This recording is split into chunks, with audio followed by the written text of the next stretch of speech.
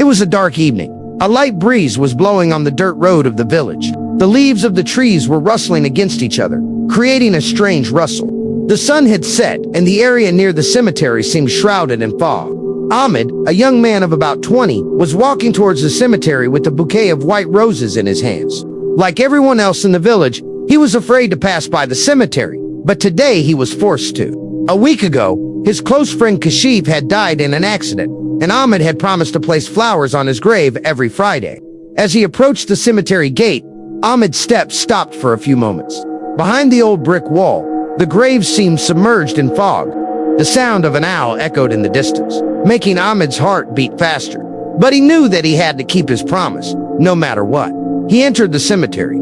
The silence was so deep that it was as if no one had spoken here for centuries. Ahmed looked at the flowers in his hands and started walking forward, repeating his friend's name. Kashif's grave came into view. The soil on the grave was still fresh, as if it had been buried yesterday. Ahmed slowly placed the flowers on the grave, but at that moment, the ground shook slightly, as if something was moving from below. Ahmed looked around in shock. The air had stopped. The soil of the grave bubbled for a moment, and then suddenly, a black, rotten hand emerged from the middle of the grave. Ahmed's eyes widened. Before he could understand anything, the hand flew like lightning and grabbed Ahmed's wrist. The grip was so tight that the flowers scattered from Ahmed's hand on the ground. His scream echoed in the dark cemetery. Leave it, for God's sake. Ahmed kept struggling, but the hand was pulling from inside the grave, as if it wanted to drag him inside. Ahmed tried with all his might to free his hand. His heart was pounding. His breath was stuck in his throat. Finally, somehow, he managed to shake his hand off. The soil of the grave became smooth again, as if nothing had happened. Ahmed staggered back from the grave, his face covered in sweat. He ran out of the cemetery gate, screaming. When he reached home, Ahmed told everyone that the hand had come out of the grave, but everyone thought it was a joke. His father said, "Son, you are delusional. The darkness and fear have deceived you. Hands do not come out of graves." But there were red marks on Ahmed's arm, just as if someone had grabbed it by force.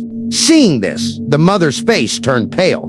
But the other people in the village were still not ready to believe it. The next morning, the village elders decided that the grave would be opened so that Ahmed's delusion would be dispelled. Everyone went to the cemetery. They gathered. The grave was dug, the soil was removed, and then everyone's eyes were wide open. Kashif's body was not inside the grave. Instead, there was another fresh body, a man no one had even seen. His face was bloody, and his eyes were open as if he was staring at someone at the moment of death. The villagers were stunned. A shiver ran down Ahmed's spine. He remembered the hand that had come out of the grave last night, clearly, and now inside the grave was the body of a stranger. The villagers stood around the grave in shock. No one could believe that Kashif's body had disappeared from the grave and that a fresh body of a stranger was there. The cleric recited verses from the Quran and breathed on the grave, but his hands were also trembling. He said, "This matter is not ordinary. It is the work of jinn or some evil force. We have to be very careful." Ahmed's heart was even more terrified. His own screams from last night began to echo in his ears. He was thinking, if Kashif's body is not here, then where is it? And who is this stranger? The darkness of the night began to fall again. The villagers closed the grave and went back. But this question could not be removed from Ahmed's mind. He kept tossing and turning all night, and it seemed to him that a shadow was standing outside the window, staring at him. The next night, Ahmed's friend Nadim explained to him, "Tomorrow we will go to the cemetery. We will go during the day and see. Maybe what happened to you last night was an illusion." The next day, the two of them went to the cemetery before sunset. Everything seemed quiet and normal. The soil of the grave was smooth. The flowers had dried up. But as soon as they got closer, Ahmed's heart started beating. There were clear footprints on the soil of the grave, as if someone had walked inside the grave and stepped outside. Nadim's face turned pale. "These are human footprints. But how did they come out of the grave?" Ahmed said in a low voice. "Kashif or that stranger?" Suddenly, a soft groan came from a corner of the cemetery. Both of them listened. The sound was that of a human being who was in pain. They moved forward in fear. Behind the bushes was a body, the same stranger whom they had seen in the grave yesterday.